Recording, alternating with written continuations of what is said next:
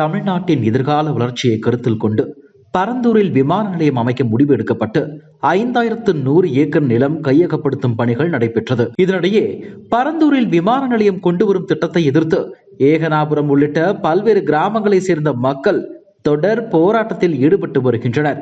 இவர்களை அழைத்து தமிழக அரசு தரப்பில் பேச்சுவார்த்தை நடத்தப்பட்டும் எந்த முடிவும் எட்டப்படவில்லை. இதனால் 3 வருடங்களுக்கும் மேலாக போராட்டம் தொடர்ந்து வருகிறது. அதே போல நடிகர் விஜய் தொடங்கிய தமிழக வெற்றி கழக கட்சியின் மாநாட்டில் பரந்தூர் விமான நிலைய திட்டத்தை கைவிடக் கோரி தீர்மானம் நிறைவேற்றப்பட்டது. இருந்தாலும் பரந்தூர் மக்களை விஜய் இதுவரை நேரில் சந்திக்கவில்லை.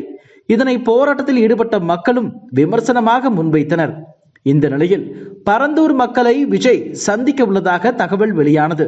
அதனை உறுதி செய்யும் வகையில் தமிழக வெற்றி கழக நிர்வாகிகள் மாவட்ட ஆட்சியர் அலுவலகத்தில் அனுமதி கடிதம் அளித்தனர். அதே போல பரந்தூர் போராட்ட குழுவினருடன் தமிழக வெற்றி கழக நிர்வாகிகள் சந்தித்தனர். அப்போது பரந்தூரில் விமான நிலையம் கொண்டு வருவதால் ஏற்படும் சிக்கல், பாதிப்புக்குள்ளாகும் நீர்நிலைகள் உள்ளிட்டவை குறித்து கேட்கப்பட்டது. இதனை அறிக்கையாக தவேக தலைவர் விஜயிடம் சமர்ப்பிக்க உள்ளது தெரிய வந்தது.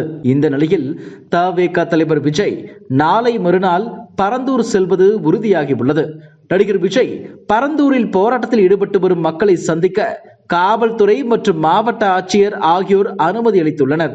இதன் மூலமாக அரசியல் கட்சி தொடங்கிய பின் முதல் முறையாக விஜய் மக்களை களத்தில் சந்திக்க உள்ளார்.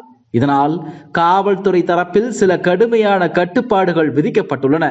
அந்த வகையில் பரந்தூரில் பொதுமக்களை சந்திப்பதற்காக வெறும் 2 இடங்களில் மட்டுமே காவல்துறை தரப்பில் அனுமதி வழங்கப்பட்டுள்ளது. அந்த 2 இடங்களிலும் விஜய் மக்களை எங்கு சந்திக்கிறார் என்பதையும் இன்று மாலைக்குள் தவேக நிர்வாகிகள் கூற வேண்டும் என்று நிபந்தனைகள் விதிக்கப்பட்டுள்ளன. அதேபோல் பரந்தூரில் மக்களை சந்திக்கும் போது அதிக அளவில் கூட்டம் கூட்டக்கூடாது. நடிகரும் தவேக தலைவருமான விஜயுடன் அனுமதிக்கப்பட்ட நபர்கள் மட்டுமே வர வேண்டும்.